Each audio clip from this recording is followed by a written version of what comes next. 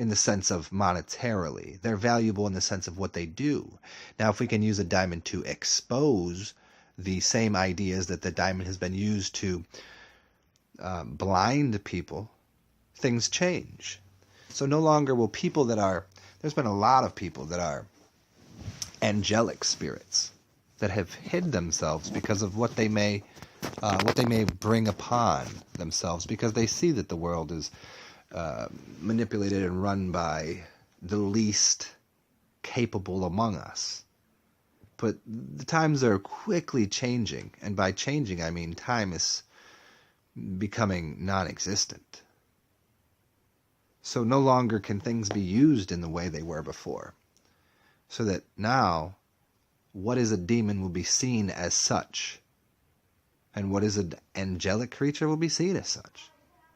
This has to do with the mist, the mystery, the mystical, and the mist that you see outside. It's all about water and being able to disguise something. Well, some things are disguised so that you do not see the hidden, occulted world, and they're hiding it for a nefarious reason. But sometimes things are hidden because what's underneath is literally the egg, the thing that was being planted, the seed, the thing that was being saved, the thing that was being held on to so no one would see it, so they wouldn't destroy it or take it.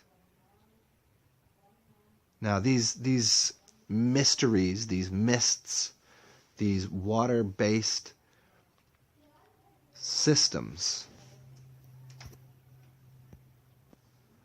that have cloaked things or clocked things that gave time to allow something to come to fruition, they're going away. The mist is going away. The mystery is going away.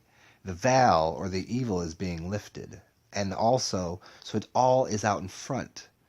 The 52 cards come out all flipped over, and you know how the deck works. Now you know how the tarot works.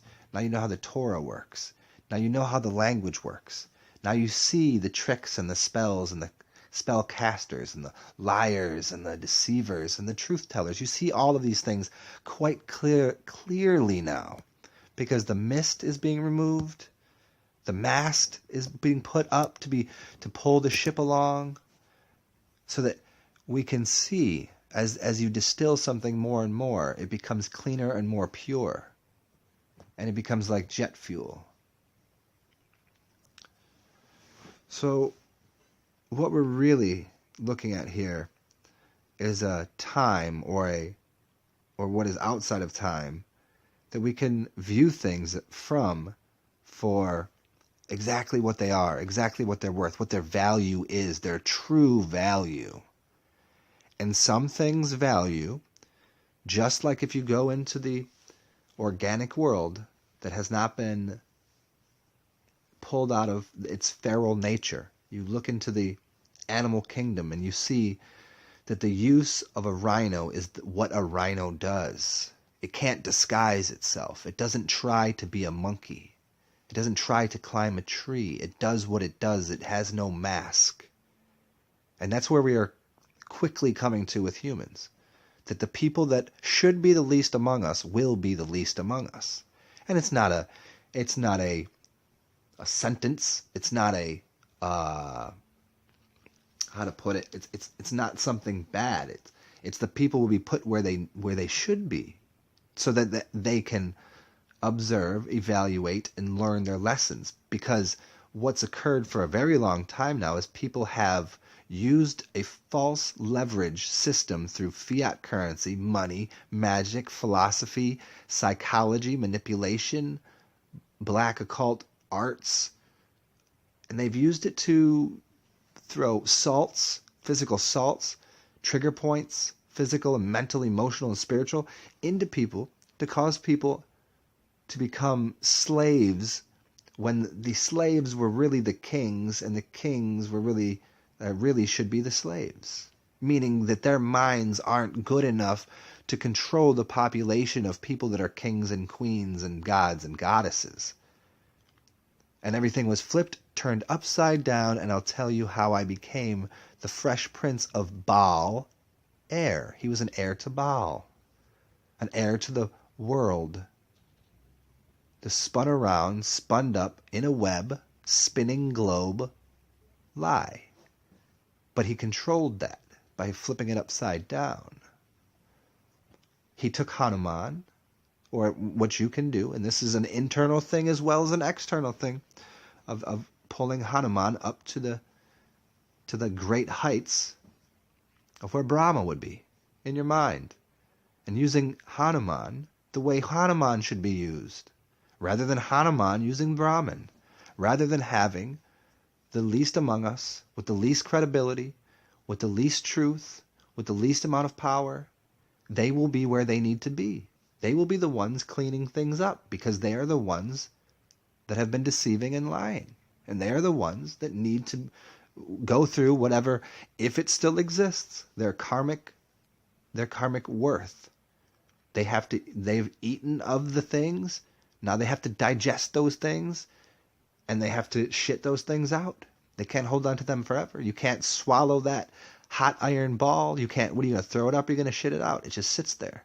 And it's either going to consume them and they vanish as time won't allow them to exist anymore, or they'll be put into the place that they need to be put in.